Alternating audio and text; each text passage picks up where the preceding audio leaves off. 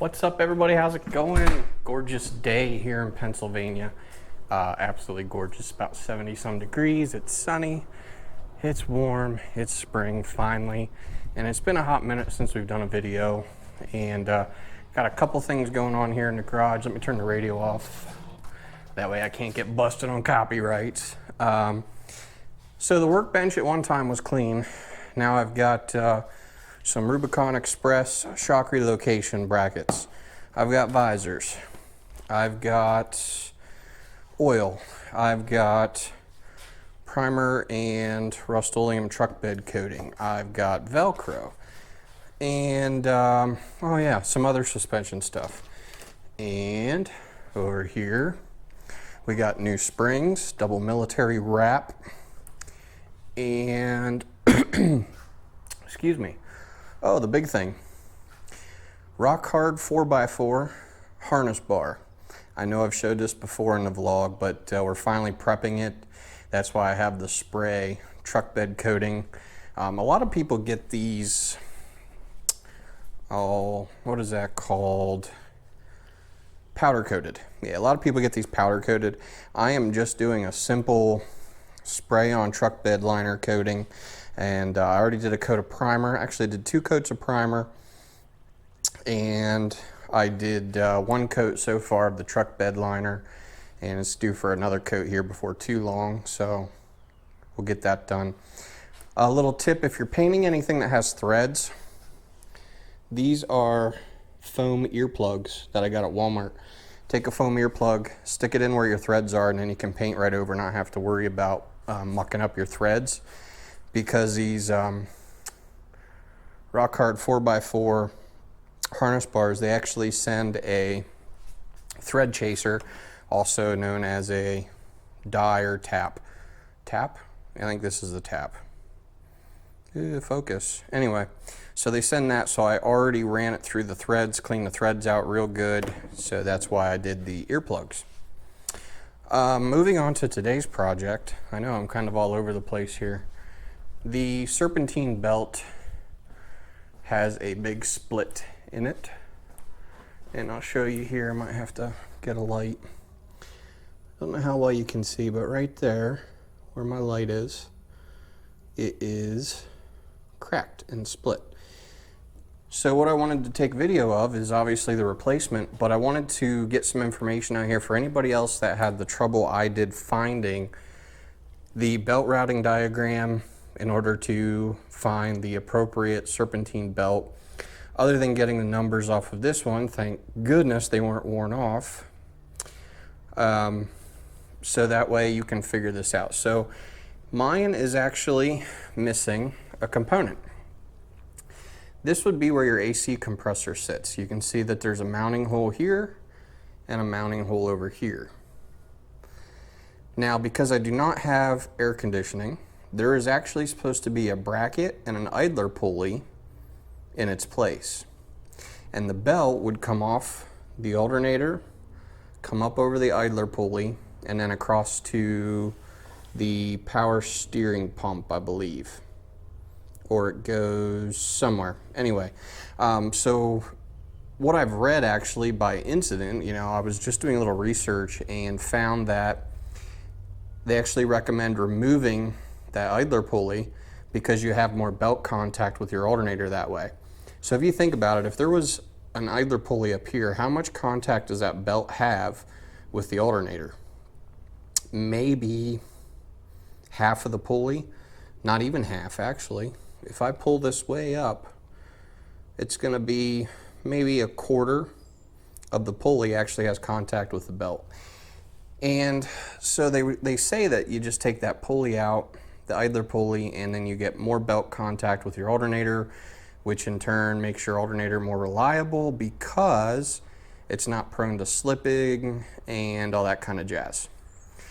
So that's where I'm at. So I went to Napa, cross-referenced the belt that is on it. I got the numbers off of it, which are down here on this side.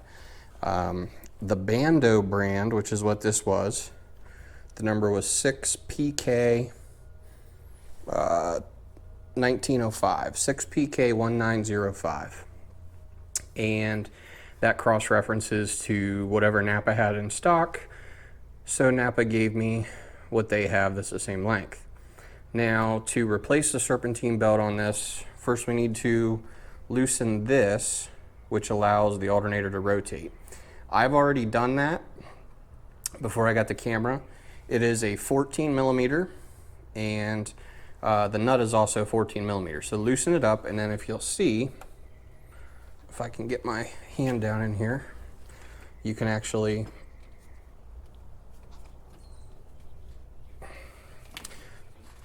well, let me move it back to where it was. Okay, you can actually rotate the alternator to take the tension off the belt. So let me get a tripod because I'm going to need both hands, and we'll get that belt off and get the new one on. Okay, hopefully that gets you in a position where you can see what we're doing here. Basically, rotate the alternator up, loosens the belt, get the old belt off. Now I might need to take a couple more rounds out.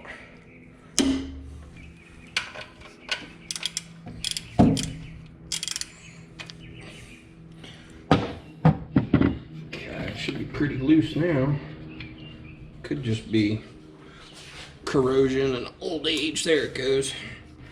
All right, there we go. Belt's off of the power steering, off of the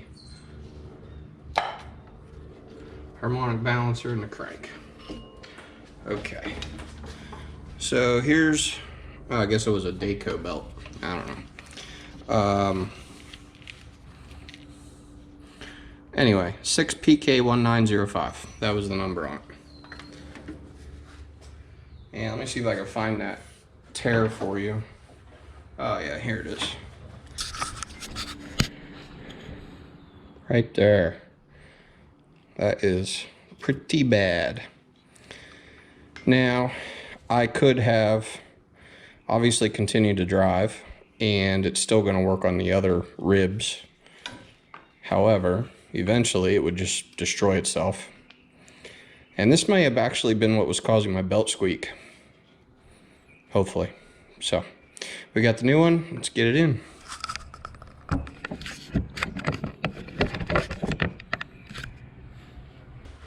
Cross-reference to the Napa brand was a 6K750.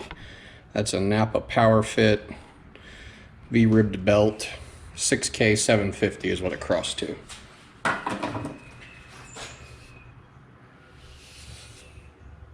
Okay. So, let's get this down in here, shall we?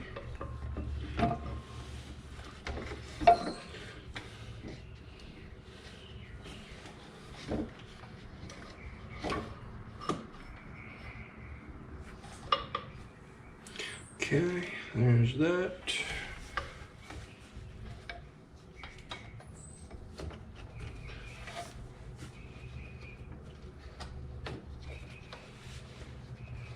There's that.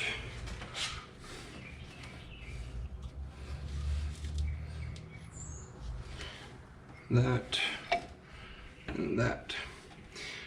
Now, that is the wrong size belt. Wrong size. Well, maybe not. No, I could be wrong. Let me put tension on it. I forgot that I took all the tension off. And yes, that is the wrong size belt. Great.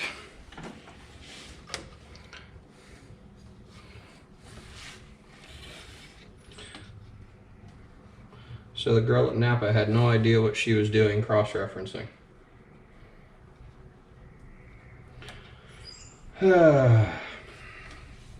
Okay, so I can't change the Serp belt. To be continued. Alright guys, I don't know how or why, but I checked the cross-reference numbers myself, and that is correct. A 6PK 1905, which is the old belt right here, 6PK 1905 5060750 Daco.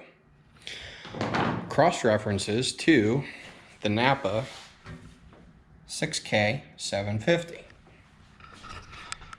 So to prove that I wasn't doing something wrong, which I knew I wasn't because, you know, I make mistakes, but I thought I was doing the right thing on that one.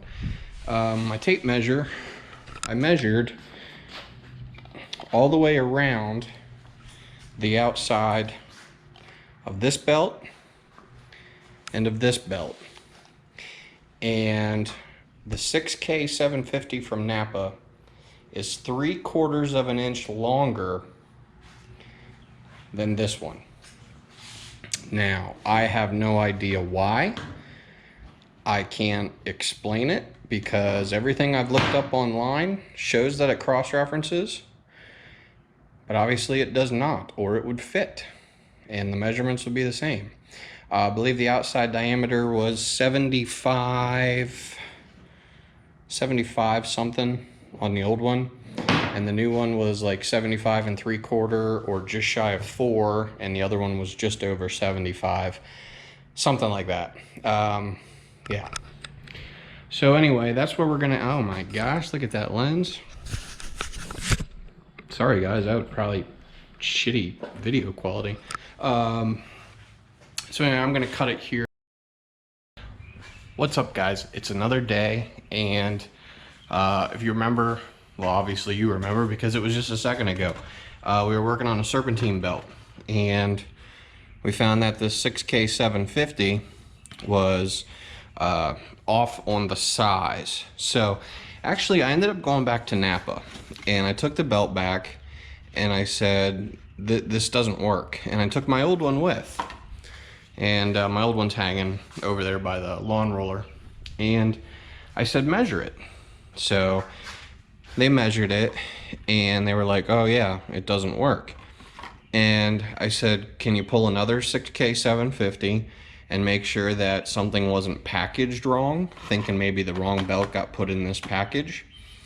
Because like I said, all the research that I've done does show the cross-reference to the 6K 750. So Napa pulled another 6K 750, and they took the one that I had and the second one that they pulled, and they weren't the same size. So the first 6K 750 I got was either packaged wrong, some screw up at the manufacturer, whoever makes Napa's belts, or something happened. So they gave me the one that was smaller, which then lined up with my old belt, and I just went ahead and put it on last night. So here is the new belt. It's in place, everything's good. Remember, 14 millimeter for this right here. Loosen this bolt, your alternator will rotate. Now what I did to get tension on the belt, I took a pry bar and I stuck a pry bar, I guess it was here, in between this bolt and this, and pried to move the alternator away to create tension, and then tightened up the bolt. So we have good tension on the belt. It's good. And my belt squeal is gone. I started it up last night. No more belt squeal, squeak, no nothing. So that solved that. However, when I started my Jeep last night, I noticed a puddle underneath of it, and I found that I have a leaking fuel line where this hard line comes down. This is a return that comes out of the fuel filter, and it goes down and meets another rubber line. The rubber line is what's leaking. So today I'm going to have to rip into that, see if I can get that line out and get a replacement for it and get that done. But I just wanted to give you the update on the Serp belt. It's done and everything's good with that. And again, it's a 6K 750 if you do not have the idler pulley where the AC compressor is supposed to be. Simple project, very easy to do, and probably one of the easier things done with the Jeep. And that's a wrap. So Okay, problem solved. We're done with that. We're moving on, and we're gonna have a couple videos coming up here shortly with, looks like we're doing a fuel line. So we'll do the fuel line, we'll do the rock hard 4x4 harness bar, and then we'll do shock relocation brackets, and then eventually we'll do new springs and new shackles. So that's that. Hope y'all take care. Have a great week, rest of the week, weekend, and we'll see you soon. Bye-bye.